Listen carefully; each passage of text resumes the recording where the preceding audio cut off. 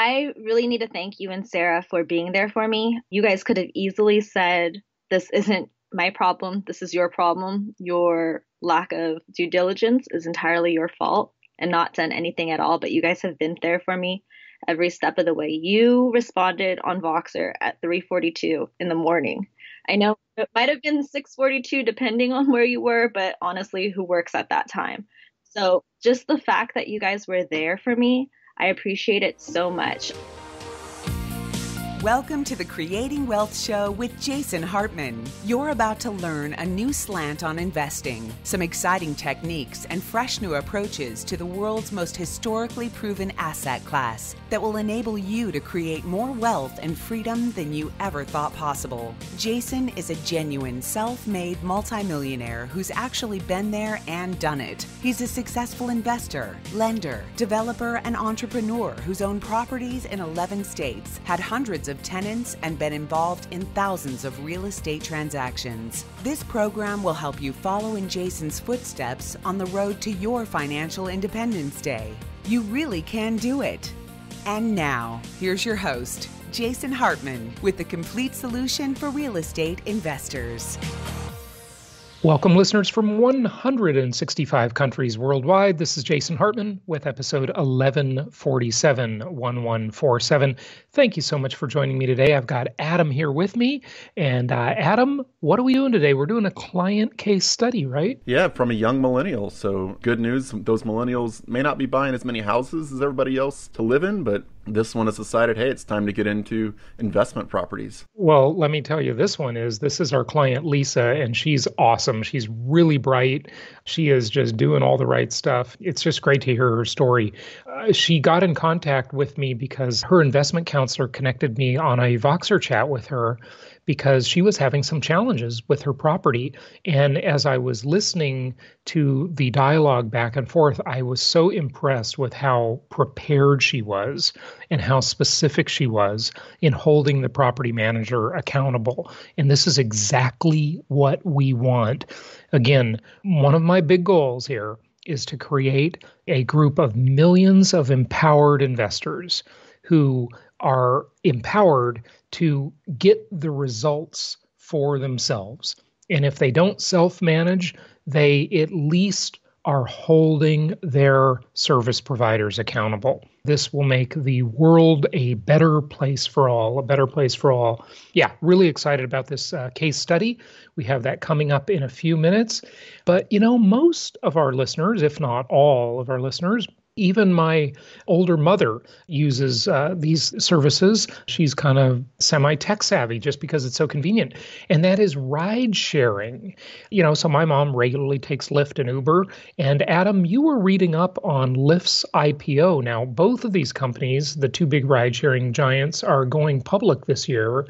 And you found some interesting things. And this relates to Commandment number 5. Thou shalt not gamble. Remember, investing is about cash flow. It's about income. It's not about speculation or capital gains appreciation. Adam, tell the listeners what you found. Yeah, so Lyft is coming out with their IPOs later this year, and they're expected to be valued around like $20 to $25 billion, which is, I don't know if you know this, that's a lot of money. But in their financials, they actually came out and said they've never turned a profit, which isn't horribly surprising. But they essentially said there's no real way for them to do it effectively, to turn a profit effectively, until they get completely autonomous with their vehicles, no drivers in them at all. And the only way otherwise they can do it is to jack up rates or to slash the rates of their driver's pay, which would essentially make them into the taxi cab service that we had before. And we'll send drivers over to Uber, but then Uber will, have a glut of drivers and probably cut their pay as well and just make it a vicious cycle. So these ride shares, it may look like a good deal and it may be a good deal. I mean, I'm going to take one when I'm at Meet the Masters. Whenever I get to the airport, just call up an Uber, go there.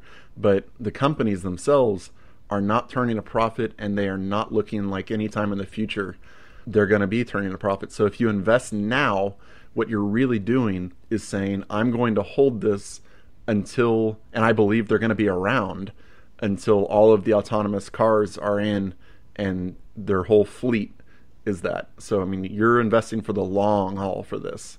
Yeah, you definitely are. Well, what's interesting about this is, well, you're an Adam, but I'm going to talk about another Adam for a moment, and that is Adam Smith, who wrote The Wealth of Nations, the famous book, which really kind of made the world understand modern economic theory. And he talked about the invisible hand, right? The invisible hand in free market commerce that dictates prices. And maybe what we're seeing here with Lyft and Uber is we're seeing that maybe those taxi companies weren't ripping us off so badly after all. Now, granted, they were ripping us off all these years because they had a semi-monopoly. They had kind of a duopoly, right? And the music industry was ripping us off too for decades. And many industries have done that whenever they have, very little or no competition. Of course, that happens. But the invisible hand comes into play when there's some competition. And so what is so dysfunctional about these tech-oriented companies is that they are overfunded by venture capitalists. And because they're overfunded, they can go in and buy the market with artificially low prices. And the company I am talking about now is in the real estate business. They are in our business. They will remain nameless, but they are an overfunded venture capital funded company.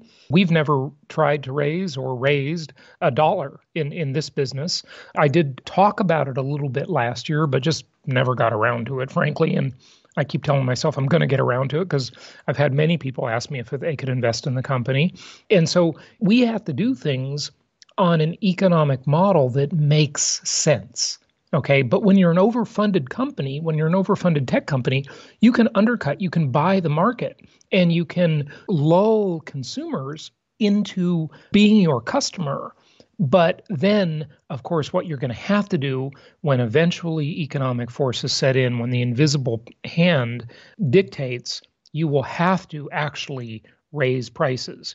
This is really a bait and switch, isn't it? I mean, I'm talking about for consumers. It's a bait and switch. Now, we're talking about this from two angles. We're talking about it from the potential shareholder angle and the consumer angle. But on the shareholder angle, what you say, Adam, is pretty darn interesting. You usually see when IPOs come out, there'll be a spike right at the beginning, and then it goes down. And I think it's going to be some really steady down whenever it comes to Uber and Lyft, if this holds true. Yeah, it's a lot of investors are violating Commandment number 5, of course. Yeah. They're not investing for income. They're not buying. Look, if you're going to be in the stock market and you're going to speculate in that huge casino known as Wall Street, you should at least buy only dividend-paying stocks, because then you're buying on a model that makes sense. It's an income-based investment. So you can calculate I'll call it the rent to value ratio on your stocks. But most investors just do this speculative, it's a frenzy. It's a mob mentality. It's a mania. It's very, very risky stuff. So it'll be interesting to see how this plays out, Adam. Yeah, really. I mean, it could, if it fails miserably, it could be the end of Lyft. I mean, if Lyft's IPO, if enough people look at it and realize it, and Uber as well, and they can't get the money they need, it could make them, essentially go away. Well, I don't think that'll happen. I guess they would have to go back private. Yeah. I don't think there's the chances of that happening are almost nil, okay? Yeah. But if you're thinking about investing in companies that don't make money, like Doug and I always say, guess what? Real businesses make money. They actually show profits. Everything else is just ridiculous. So this is the typical bait and switch that always happens. It's happening, with Amazon because the prices have been artificially low and they're ratcheting up the screws on everybody from the sellers to the consumers, and it'll get worse. Lyft and Uber, same thing. The company in our space that drowning in venture capital money, same thing. They're undercutting the market. Nobody can make money on their economic model. Well, that's what I contend, at least. Look, I know the business. I've been doing it a lot longer than they have. So this stuff is artificial, and it usually ends up very badly. So we will see what happens. We'll see what happens. But hey, if you think there's a free ride, there is only occasionally a free ride. And we've got one for you. Yep, a free ride. I wanted to say, and I wanted to say to our attendees of Meet the Masters, if you are local, if you are driving to the event and you are interested, we are going to raffle off the furniture that we have to buy for Meet the Masters. You know, we have furniture on the stage. We order several pieces of furniture. Now, we've got some nice white contemporary bar stools, 8 of them that we ordered for the stage for our panel discussions, and some other things. If you want any of this, we're going to raffle it off to the attendees. And hey, you know, if you want to take it and ship it, you can, but it's not going to be worth it for you. So all I'm saying is leave a little space in your car if you want to take any of this home Sunday night when we're finished with it. It's probably not like Texas. There probably aren't a whole lot of Californians with trucks coming to the event. That's true. It's not like living in Texas where you got to pick them up truck. But these you can put in your car. It's pretty easy. And I just wanted to say leave some space because we always give the furniture away. So leave some space. If you can't do that, we're going to have some great contests coming up that we'll announce on the show. Adam, I just got a new coffee maker. I got to share it with our audience. I got to give one of these away. So as long as you don't give me one. Why not? Because you don't. Oh, I hate coffee. I knew you were messed up. I just knew you were messed up. You're crazy. So coffee is very good for you. You know, it prevents Alzheimer's, supposedly. Sponsored by the Coffee Growers Association. I can't stand the stuff, so never have. Well, I think it's good. Okay, hey, any last minute announcements for Meet the Masters? I had a long talk with George Gilder yesterday. He said, yeah, I'm probably going to come into LAX and I'll just take Lyft or Uber. So applies to our conversation we just had. And he will be speaking at our event, Tom Wheelwright. We just got a great event coming up. JasonHartman.com/masters. And Adam, you ready for our case study? Let's listen to the millennial. Okay, let's hear from Lisa, a millennial investor. I think she said she had 4 properties. She'll talk about it in the case study. And here we go. Join us March 23rd and 24th for the 2019 Meet the Masters of Income Property. Let's break this down and look at some of the strengths of income property as an asset class. I found that this event is really helpful because I'm totally a newbie to real estate investment, and so I picked up so much information. One of the great things about it is that it's so fragmented, right? Embrace the fragmentation. I've actually been learning a lot about tax benefits to real estate, and I've been investing actually well over 10 years now, and I learned a lot of new things today. The other advantage of this weekend is networking. Meeting new property managers, meeting new area specialists, and seeing the product they have to offer. That changes year by year. Register now at jasonhartman.com/masters. Hey, it's my pleasure to welcome one of our clients to the show, and that is Lisa Tomita. We love doing these client case studies, and I get such great feedback from you listeners on them. And Lisa has really a great story. She was introduced to our network back in 2015 when her dad brought her to our Meet the Masters conference for her 25th birthday. And then Lisa acquired 4 properties, 2 in Little Rock and 2 in Jackson, and is here to talk about her story. She's had some bumps in the road and some challenges, and has done a very nice job overcoming those, and I think is on the right road. Lisa, welcome. How are you? Good. Thank you for having me. Yeah, it's good to have you on the show, and thanks for volunteering. And interestingly, your desire to come on the show kind of came out of really having a pretty significant challenge with one of your properties. That challenge, kind of like, when you have one difficulty and you take a different road, it, I guess, inspired you to self-manage the property. Is that correct? Yeah, that's totally correct. So back in November, we went to your Profits in Paradise. In between the bashing of millennials, aka me. Sorry. It's okay. I learned a lot about self-management, and I think that conference definitely gave me the courage to do it myself. I got cozy. I let my property manager go, and I haven't looked back. Yeah. So as a result of the self-managing, I think I've developed really good relationships with my tenants. In fact, last night when I was at the gym, I actually ended up spending an hour on the elliptical because I was talking on the phone to my tenant.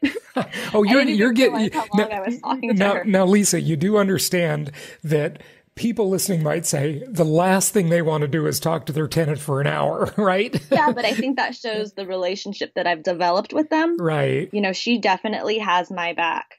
Last week, she kicked out Roto-Rooter because they wanted to charge me $200. And she said, oh, no, we're not spending that. But she shouldn't really care about how much money I'm spending. Right. Instead, she went to Lowe's, she bought Drano, and she bought a new plunger, and she plunged her sink, and she hasn't had problems. You know, isn't that great? I mean, I had no idea you were going to tell that story just now, but it's great. You know, most people, it's kind of like you hear about dealing with employees or, you know, your children and stuff like that. Like, if you show confidence in them and treat them fairly, most people are decent people and they will rise to the occasion.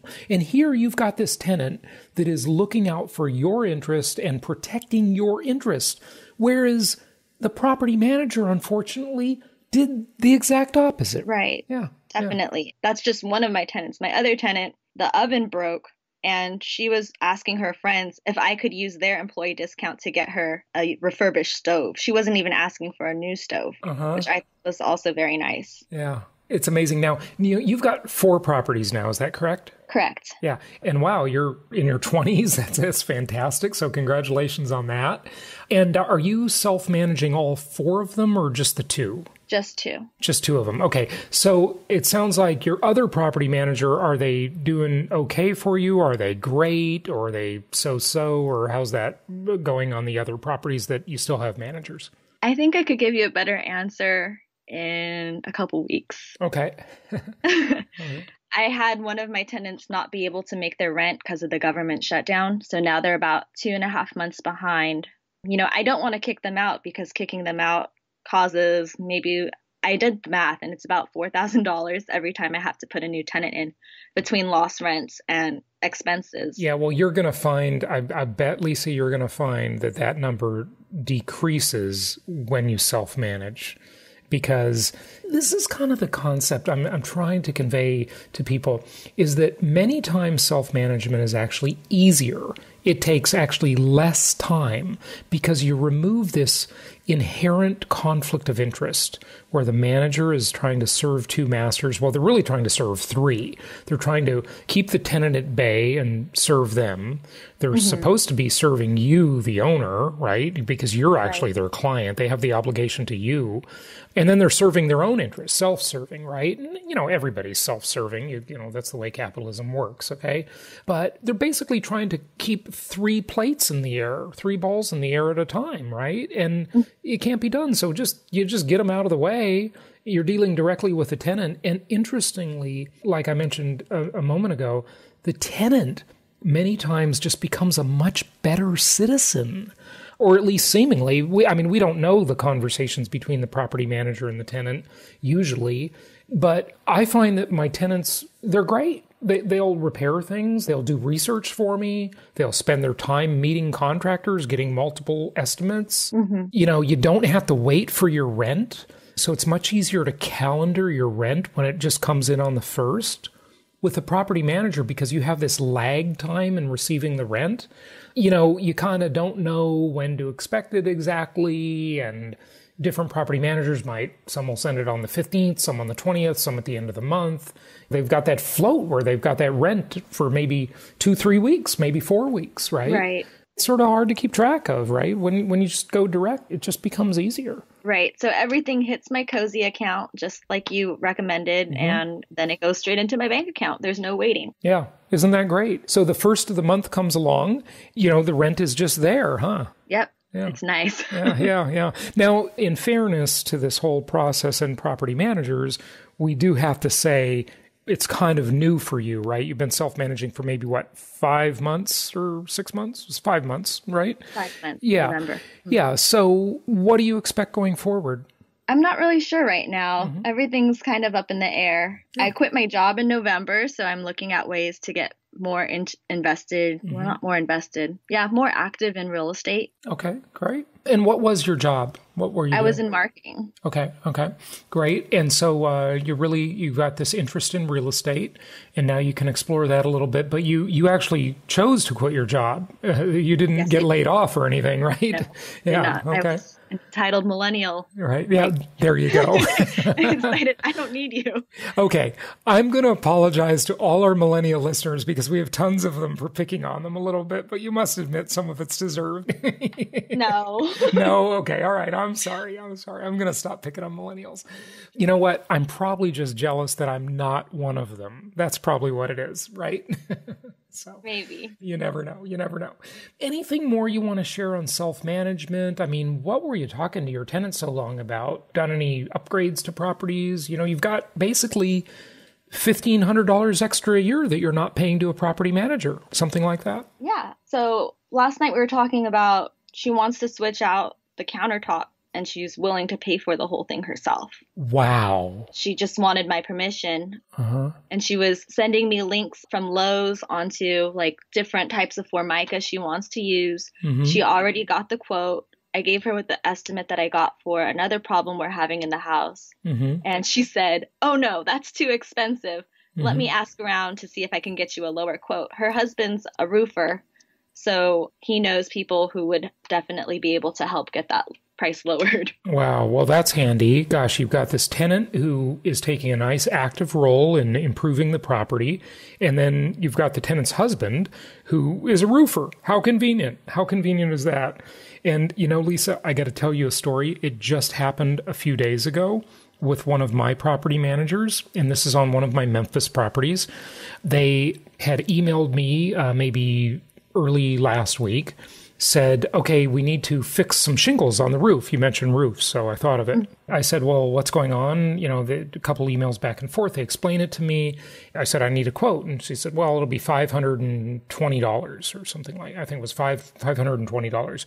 And I said, "Well, I need to see the written quote. I don't just need an email from you saying it's $520. Like, that's not enough information. And it's certainly not proof, right? I need proof. I need an actual document." So she sends me in the next email a quote, and I said, "I need pictures," and she sent me pictures. This quote is just handwritten on a piece of blank estimate paper. Okay, it has no contractor name. And I said, "Who is the contractor? Who is it? A roofing company? What is their contact information? Blah, blah, blah." She emails back and says it's, I don't know, I think she said David Gonzalez or something like that. And I said, "Well, who's that? Does he have a phone number, an address, a website, a contractor license number? I need to know who's doing the work. And I need the estimate broken out into what exactly is going to be done," the quote. Then she emails me a couple of days ago, and this was maybe Tuesday, it's now Thursday, and she says, "We haven't heard from you, and we need to get the roof fixed, and we're going to go ahead and authorize the work." And I said, "Don't you dare." I replied right back, and I said, "Don't you dare do that. I need another quote, and I need it just like I requested the first time." Imagine this, Lisa. The same day, I hear back with, "Oh, here's another quote for $250, less than half what the other guy was going to charge." Okay? Mm-hmm. Less than half, more than 50% off. So I said, "Go ahead and do the work. $250? Great. Less than half." And then after I authorized it, I sent another email a few hours later and said, "Do you have any comments about the fact that we were going to spend more than double?"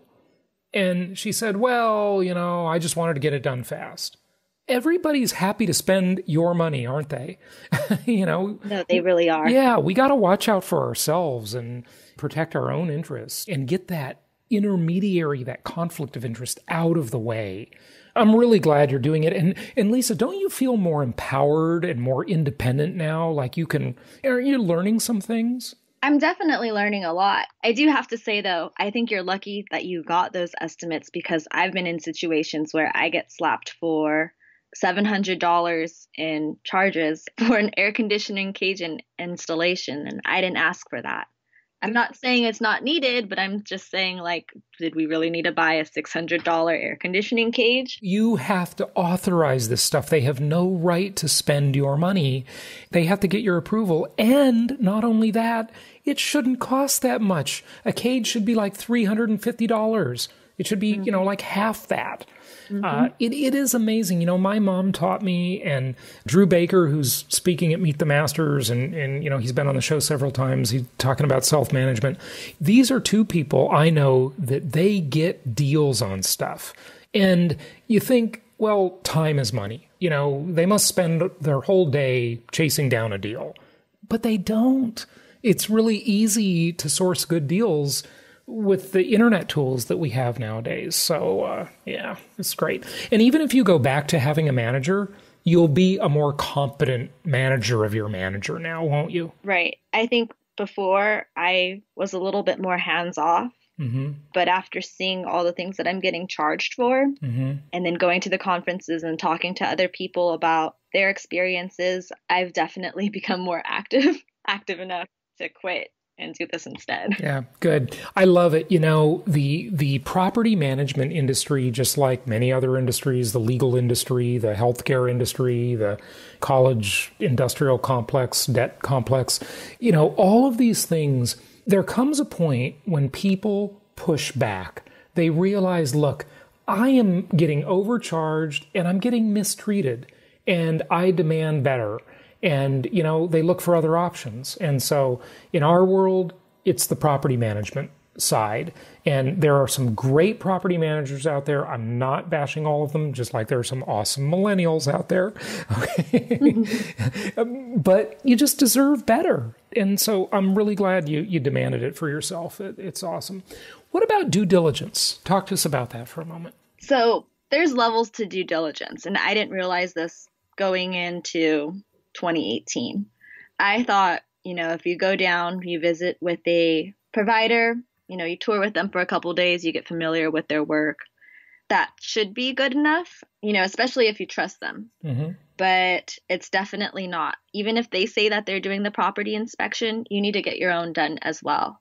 Because in the situation I'm in now, I didn't get the property inspection done. This is the 5th house I bought with the provider. And it's been a total disaster. And if I hadn't fired my property manager, I'm not sure if I would be aware of it, but I would have lost the tenant and been out a pretty significant amount of money, probably like $4,000. That's significant. Very good point. So one of the other things I love about self-management, and, I have a blend. I have some of my property managers that I just love, and I let them do the management.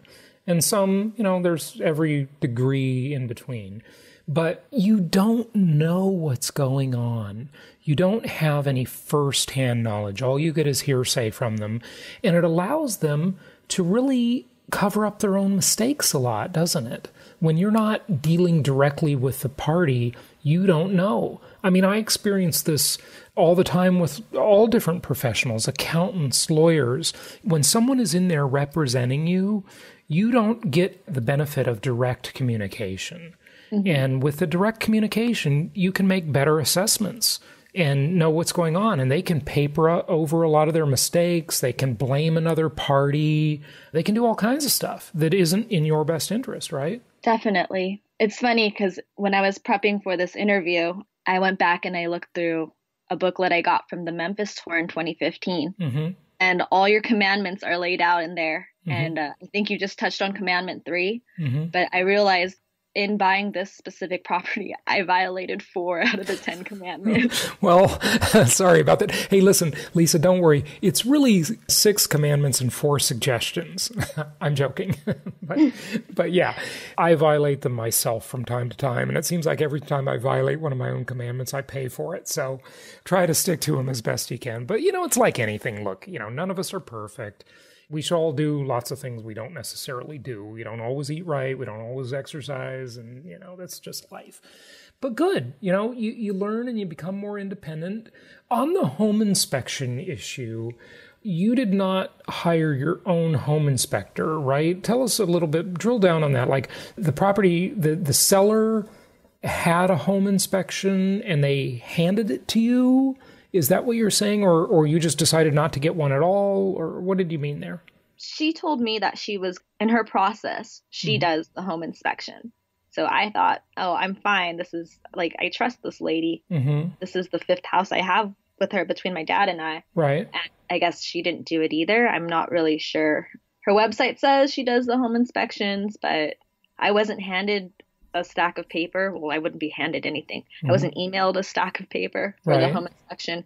So I don't even know if it's actually been done or not. And I didn't realize that till we started having these problems. Yeah. So folks always have a home inspection. And here's a question I get asked from time to time.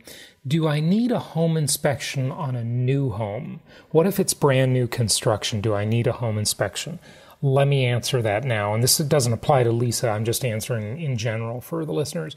If it is a big, builder, like a big regional or national builder, home builder, then I don't think you need one. I mean, look, I just bought a new home recently that I live in. I didn't get a home inspection, okay? And it's no big deal because I've got this big builder and, I'm going to tell them what they need to fix and, they're going to come over and do it. Not necessarily right away, but they'll get it done. But if it's a small builder that's building like a couple of houses here and there, I would even get a home inspection on a brand new home. It's well worth the money. And we're going to be doing some episodes about home inspections. At Meet the Masters, we've got a home inspector with a lot of visual aids and pictures of things to watch out for. And this is the new thing. And I've been wanting to do it for a couple of years, but unfortunately, home inspectors are not like these charismatic public speaker types like I am, right? No, just kidding.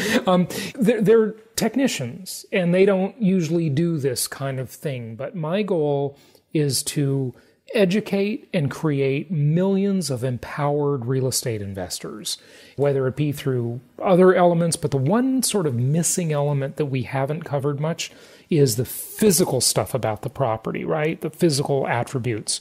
And that's what we really want to dive into. So good stuff. Lisa, what else do you want people to know? I really need to thank you and Sarah for being there for me. You guys could have easily said, this isn't my problem. This is your problem. Your lack of due diligence is entirely your fault, and not done anything at all. But you guys have been there for me every step of the way. You responded on Voxer at 3:42 in the morning. I know It might have been 6:42 depending on where you were, but honestly, who works at that time? Right. Yeah. So just the fact that you guys were there for me, I appreciate it so much.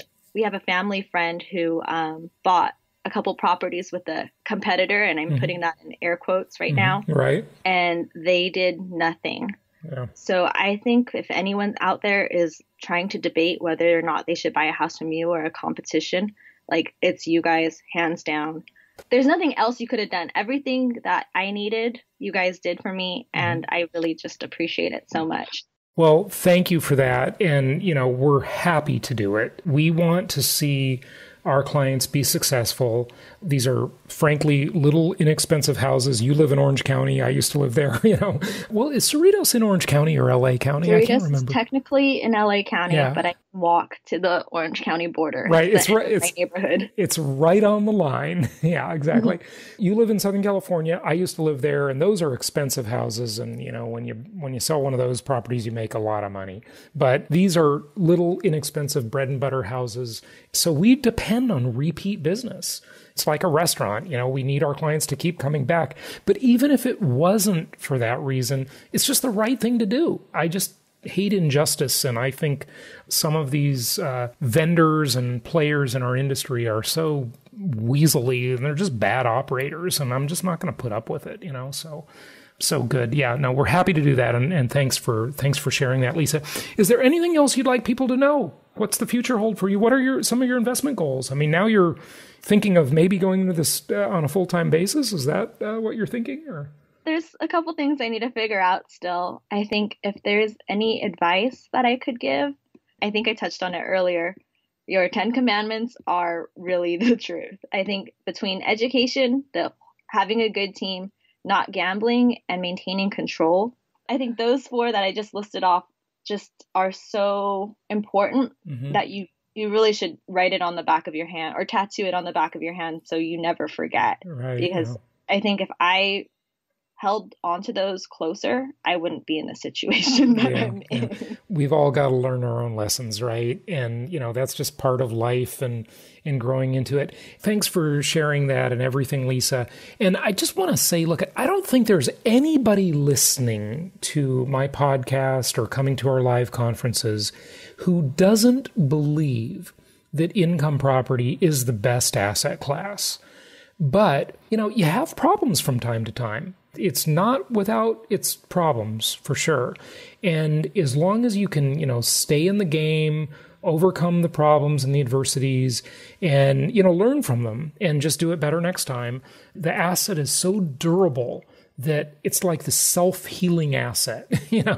Take a couple lumps and, your ROI will be hurt, but it doesn't last that long. It just recovers so nicely always. So that's one of the great things about the resilience of income property, isn't it? Yes, it definitely is. Good stuff. Well, Lisa, thank you so much for coming on and sharing your story. And I am sorry to hear that you will not be able to attend Meet the Masters coming up, but I know you've been before, obviously on your birthday and on your 25th birthday. So you reached the quarter century club right at the point when we had Meet the Masters in 2015. So that's awesome. Keep in touch and let us know how it pans out with everything. And, maybe you'll be self-managing your other two properties at some point. Who knows? Yeah, maybe. That sounds good. Yeah, good stuff. All right. Thanks for sharing and happy investing. Thank you. Thank you so much for listening. Please be sure to subscribe so that you don't miss any episodes. Be sure to check out the show's specific website and our general website, hartmanmedia.com, for appropriate disclaimers and terms of service. Remember that guest opinions are their own, and if you require specific legal or tax advice or advice in any other specialized area, please consult an appropriate professional. And we also very much appreciate you reviewing the show. Please go to iTunes or Stitcher Radio or whatever platform you're using and write a review for the show. We would very much appreciate that. And be sure to make it official and subscribe so you do not miss any episodes. We look forward to seeing you on the next episode.